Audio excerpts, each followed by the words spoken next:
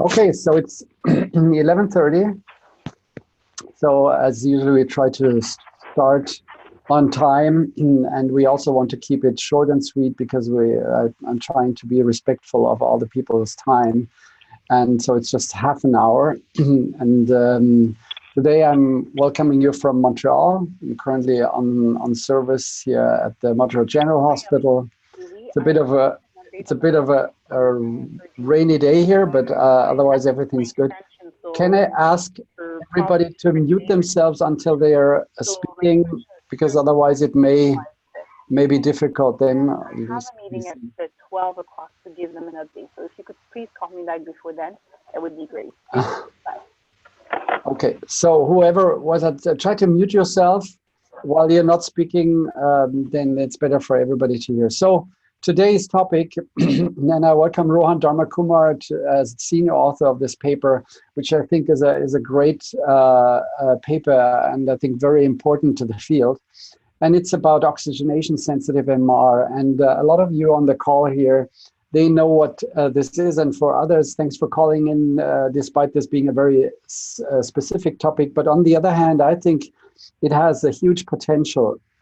So why is that so? Deoxygenation of tissue is a key pathophysiologic process that predicts acute events, leads to acute events, and also would be extremely important in assessing whether any coronary artery lesions are clinically meaningful, because only if it leads to deoxygenation, then such a lesion probably would benefit from an intervention. So it would have a huge diagnostic potential. And of course, most importantly, it is a true biomarker, because this is what ischemia means. It's a lack of oxygen, and would help overcome not only contrast the need for contrast agents, but also be a direct marker and not a surrogate marker, such as perfusion imaging. Now, perfusion imaging, especially since last week's publications of the MR-informed trial, I think has now grown up and will hopefully replace in the next years what still people are using nuclear medicine for. But I think it's always good to look forward to the next level, and the next level clearly would be using a marker. So people like Rohan, and we have also Maaike van Bomen here, and Dominic Günsch will try to call in, and Katie Fischer from Switzerland, and others like Andreas Kumar is also on the call, have already worked on that. So it's kind of a little summit of some of the oxygenation sensitive interested people here. And Rohan's group has specifically used carbon dioxide as a trigger for vasodilation. That's what we know what it does in the brain and the heart. And this study here was particularly important because it used a very clear experimental model, and also basically a real-time verification with PETs. So, but without further ado, I would like to now ask Rohan to take over and present their paper called Accurate Needle-Free Assessment of Myocardial Oxygenation for Ischemic Heart Disease in Canines Using Magnetic Resonance Imaging. It was published a few weeks ago in Science Translational Medicine. So Rohan, thank you very much for joining. Great, thank you, Matthias. It's a pleasure to be here. This is a great forum to talk about these two papers. Matthias had sent me two papers. So I will start by talking about the IEEE paper. I will have only very little to say because it's not really my work. But I think it's important, and it perhaps gives you a little bit of a context of some of the work that we've been doing in Cardiac Bold. So we've worked in Cardiac Bold for over, I think, over 15, almost closing in on 20 years, and various different methods have been proposed. And one of the methods that we developed when I was in Toronto and then later in Chicago is this cardiac phase resolved bold approach, which basically is a steady state pre-procession sequence, just very much similar to how Cine acquisitions are run, but with a longer TR and a higher flip angle to sensitize the MR signals to oxygenation. And so one of the interesting ideas that emerged in that work is that there may be a possibility that we may be able to see changes in oxygenation and blood volume effects that is different between cases of health and under coronary stenosis. So a lot of that work was done in large animal models. But what ends up, what we show is that the systolic to diastolic signal variations are things that we can actually use to discriminate between health and disease. And one of the major problems with that approach is that it's a blessing and a curse, because we end up with 30 frames, just like a standard Cine data set. And then we'd have to analyze all of this. And in our circulation imaging paper, published about 6-7 years ago now, maybe even longer, we demonstrate that this systolic to diastolic ratios are real, but all the segmentation of the myocardium was done manually. It's tremendously difficult to do because you'd have to segment so many of the images. Of course, now since then, there have been algorithms that have been developed, but there's a lot of algorithms that are out there that can segment standard Cine images. But when you try to take those approaches and move it to this, what we call cardiac phase resolve bold images that are also driven by SSFP acquisitions, you run into major problems because of the segmentations, particularly of the epicardial wall, is tremendously difficult because of the varying signal intensity patterns around the epicardium. Endocardium is relatively easier, but we still have to get the epicardium. So one of my collaborators, who actually was in my lab in Northwestern, went off and he's a signal processing expert, Professor Seftaris, now in Edinburgh, has developed this method that's published in this IEEE paper, which effectively goes after segmenting the entire myocardium without any supervision, and he demonstrates the capacity of that approach to perform equally well or better compared to manual segmentation, which he uses as the gold standard. And he also demonstrates that the other methods that are available for segmentation are not perform poorly compared to the approach that they propose. It's published in IEEE and justifiably so. It is fairly rigorously done. Uses a lot of state-of-the-art signal processing concepts and dictionary-based algorithms to effectively tease out the segmentation in an unsupervised manner that then would allow us a pathway to rapidly assess the signal changes without having to manually labor away at segmenting the myocardium. So that is an approach effectively, of course, would benefit various different groups that use cardiac phase resolve bold imaging, including what Matthias has been doing for many years, and with the breathing maneuver approaches as well, where this can be particularly very useful. So I think I'll just leave that paper there. But I think the major thing to take away from that paper is that now we have an approach that can potentially be used for unsupervised segmentation of cardiac phase resolved oxygen sensitive images. So that's just my few minutes of that. And so we started out with trying to assess an ongoing clinically significant coronary stenosis under rest conditions, and we've only done that in an animal model.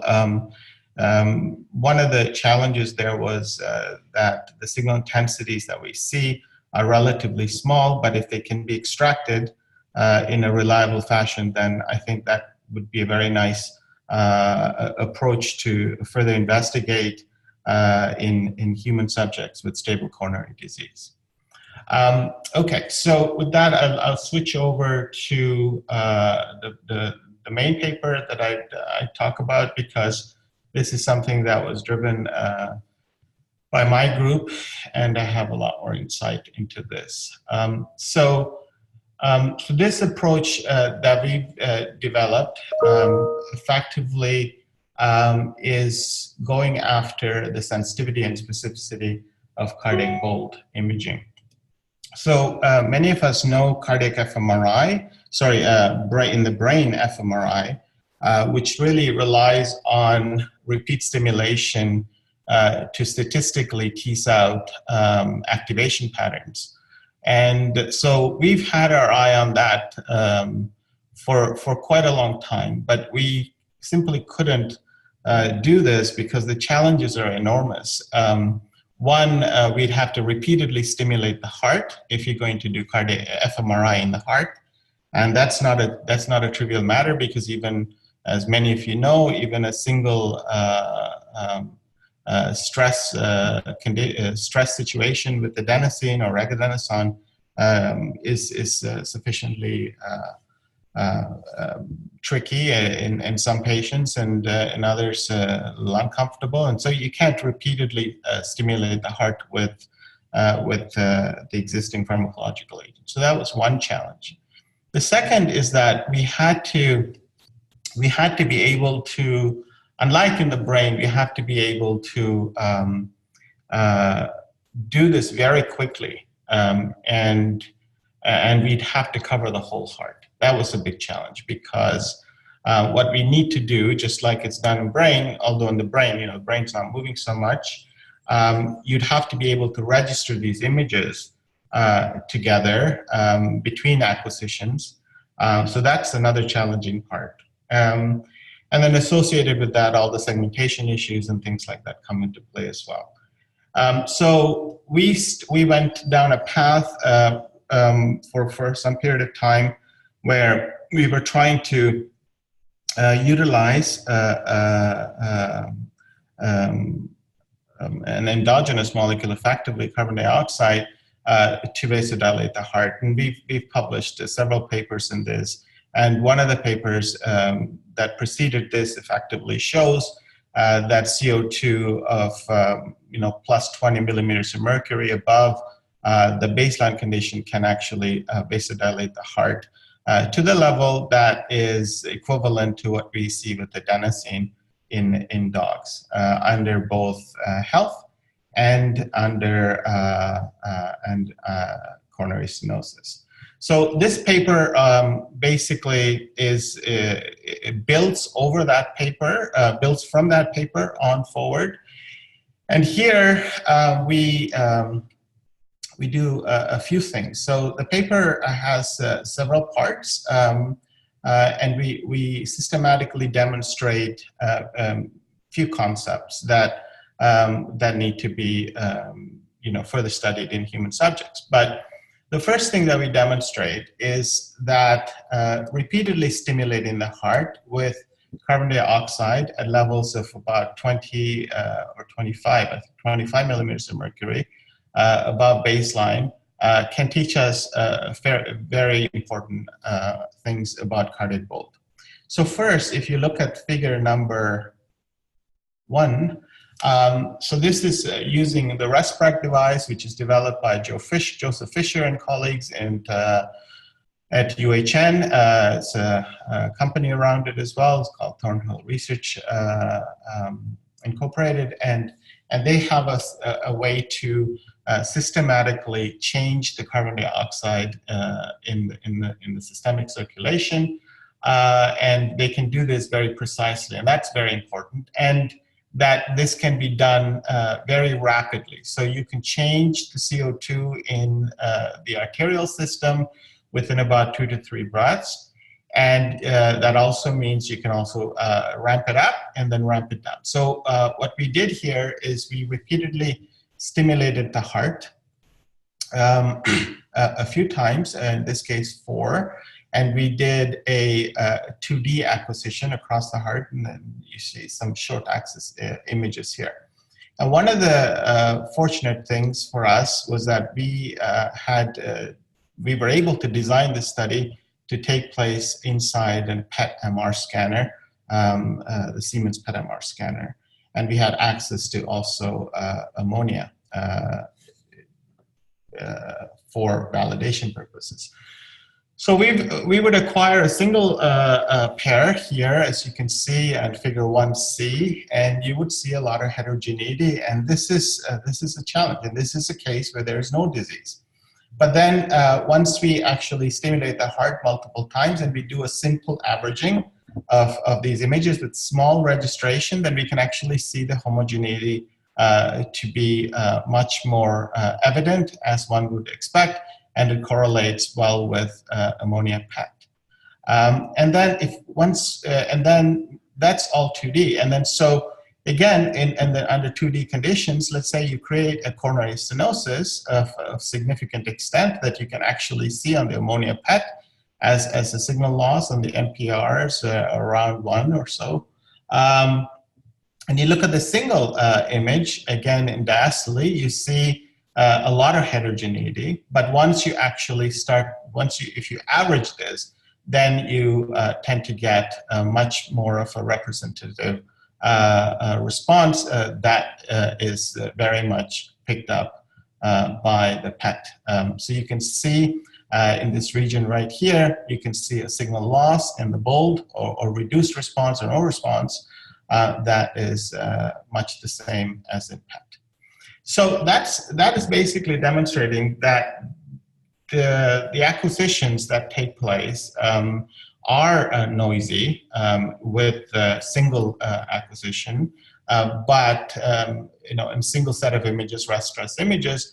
But as you move forward and you start to pull more of these physiological blocks of rest stress scenario, then you're able to tease out the effect with much more confidence.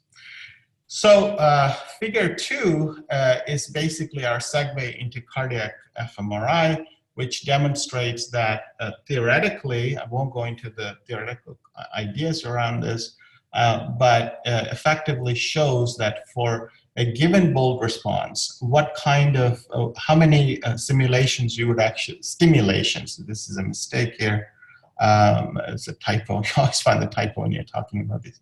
So there's a number of stimulations that are required to actually generate signals that could be represented in terms of p-values. So for instance, let's say you take a 10% signal response is what you want to see. So a 10% signal response would require at least about maybe 3 or more stimulations to generate a p-value of greater than, less than 0.05 for identifying a healthy myocardial territory. Now, typically we're sitting around that anyways in cardiac bold at 3T. It does vary between 10 and 15, but let's just take the lower limit, then you would need about 3 or 4 stimulations. So that's what told us that, perhaps if we do about 4 stimulations, we might be able to get to the responses that we want to see. So the next step that we had to do was that we had to develop an imaging sequence that is 3D. It has to be free breathing because we're modulating the arterial CO2 on the fly. And it has to be relatively fast. So we developed this 3D free breathing high resolution T2 mapping sequence that can cover the entire heart within a couple of minutes. So that was something that we had to do. Otherwise, this was just not going to work. So what we then did is in figure 3, what you're seeing is the block design going through with respect to CO2, and we are acquiring these images and in a 3D framework. But of course, there's a lot more that went into the pulse sequence design in terms of removing multiple confounders and coil bias and heart rate variability, all these different things, and also B0 and B1 inhomogeneities that we are often faced with at 3T.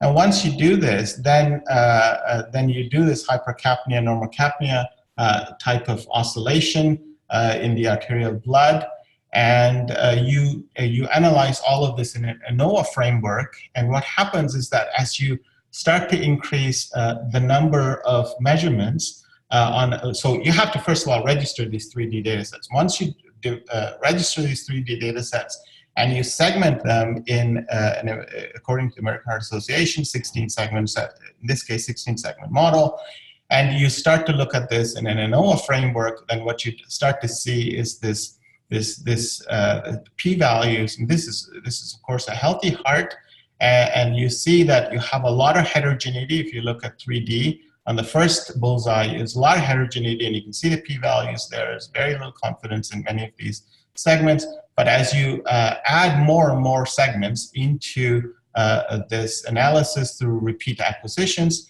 then you start to see these p-values converge to below less than 0.05. So we're now moving away from signal intensities to p-maps, p-value maps. So everything is now going to be represented in this paper. At least this is one of the key contributions that we've made, is to look at the heart muscle and the bold response from this perspective of a statistical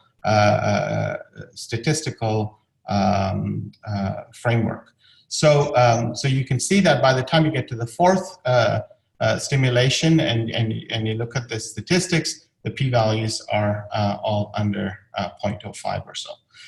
So we wanted to take this further, and so we then studied this in conditions of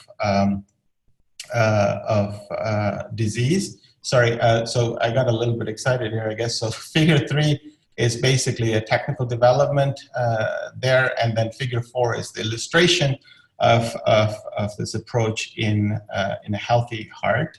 And when you look at this, as I mentioned earlier, that the bullseyes all converge, and if you look at the short axis 3D renderings and long axis renderings, you can see the convergence of these p-values towards values that are less than 0.05 in much the way that we see it in PET acquisitions. And you can see the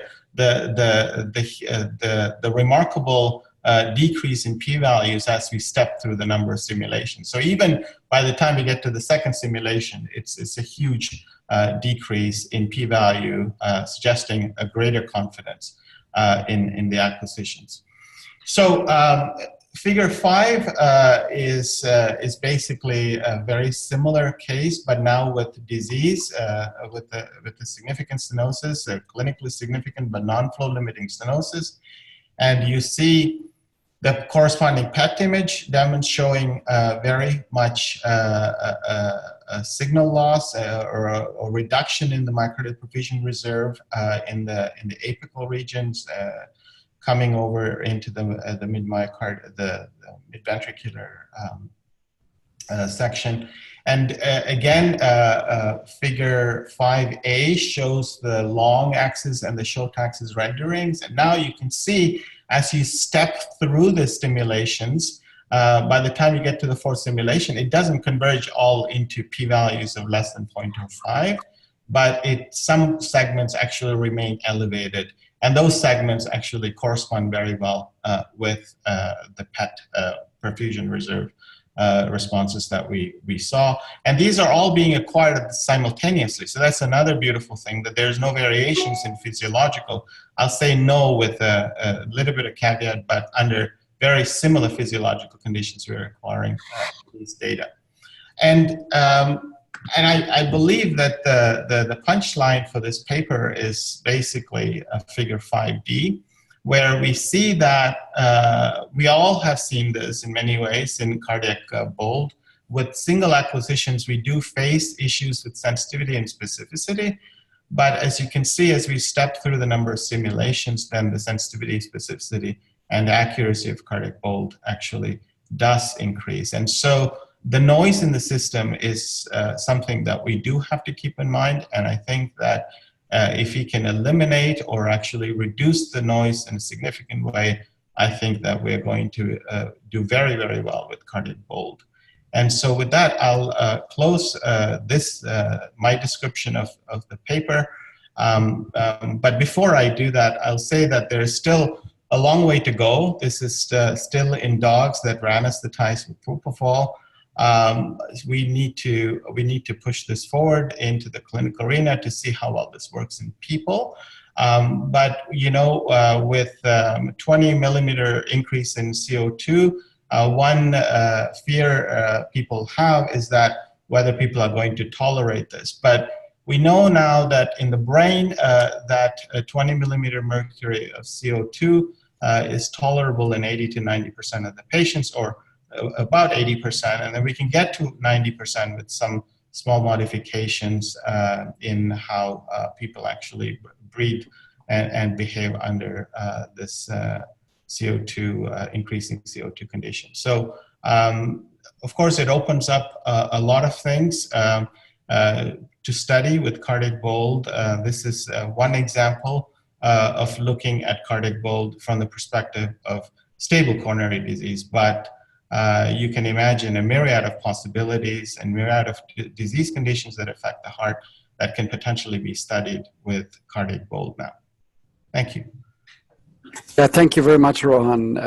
Great, and congratulations also to this paper. I think it's very important because it kind of validates on a different level the expected physiology of the oxygenation in the myocardium, and in a very controlled environment as you had it. That's of course great.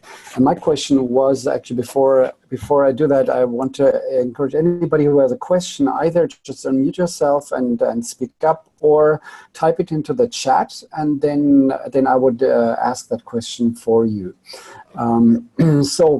Rohan, my question was actually similar to what you already said. The question is, can this be tolerated? And having gone myself through a hypercapnia study, which was pretty uncomfortable, I have to say, that is, of course, something that worries me a little bit. So do you think that we could get along with less of CO2 increase or less hypercapnia? Or do you think we will need the 20 millimeters mercury? That's a great question, Matthias, and I think that will form much of the work that we'll have to do as we move forward with, if we're going to move forward with this idea. Mm. So I'd like to make 2 points. One is that this is a concept. The fact that simulation can reduce the noise for us to be able to see bold signal changes accurately. I think if 20 millimeters of mercury of CO2 increase would work, that would be fantastic. But I think there would be changes that would need to make as we move forward into the humans. So the thing here is that we have an opportunity to play off the parameters in different fashions. So for instance, let's say somebody cannot tolerate 20 millimeters of mercury, but they can tolerate, let's say, 10, perhaps even 5. Then what would mean is that our acquisitions would have to be repeated more times, or we'd be looking at acquiring data repeatedly over a greater number of blocks. And even the blocks design is a rudimentary design. Nowadays, that when we have all these very fast imaging and reconstruction strategies, where we can actually acquire the data as as we alter the CO2. We've only collected one data point. We can do a lot more. A lot of interesting things can be done to reduce that. Yeah. So yeah, no, that's great. I agree, and it's great that you stay on that. But we have also people here on the call or attending today who have also experience with patients, and one of them is Mike, and I also we also have Dominic Günsch, who has done some work with Rohan and myself in Calgary, and is now at the Inselspital in Bern. So. So while the basically the CO2 protocol is certainly an option, we have done a lot of that with breathing maneuvers. And then the concern was, is a breathing maneuver really enough to elicit that response? So just please a short answer, because we're already at the top of the hour. Dominic, what is your take on that if you compare this with breathing maneuvers at this point in time, with all the need for further research keeping in mind? Hi, this is Dominic from Bern. I mean, what we see, I mean, we also see that in animals, and we actually compared our breathing maneuver to a simple ramp up in CO2, and we saw that the breathing maneuvers actually have a magnitude increase in bolt signal intensity. It's higher than just a CO2 ramp up, and also there was also that it was blood flow, and we see that in patients this is really, really feasible, especially with the precursing hypoventilation, and we get a real travel through a PCO2 increase, and also a change in bolt signal.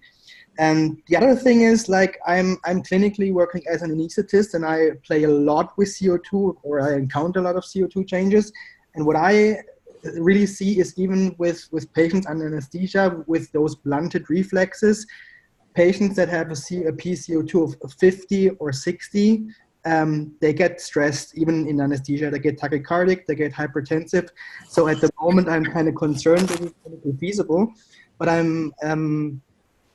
guess if you make slower CO2 increases with more averaging, this could potentially work. Yeah. Okay. Yeah. Just briefly, Ron, because we have two more questions and we're already over time. Just a brief answer, please. Thank you. So here, we're not just ramping CO2. We're doing CO2 under iso-oxic conditions. So that's one thing to keep in mind. And we have, also done some of these, I don't want to call it breathing maneuvers, but we've done something similar before, and we have a different experience with that in animals. But it remains to be seen. Both are good approaches. Yeah. There was a question from Mike, and I would hand it over to Mike from Boston, who also has done some work and recently presented here at ISMRM in Montreal.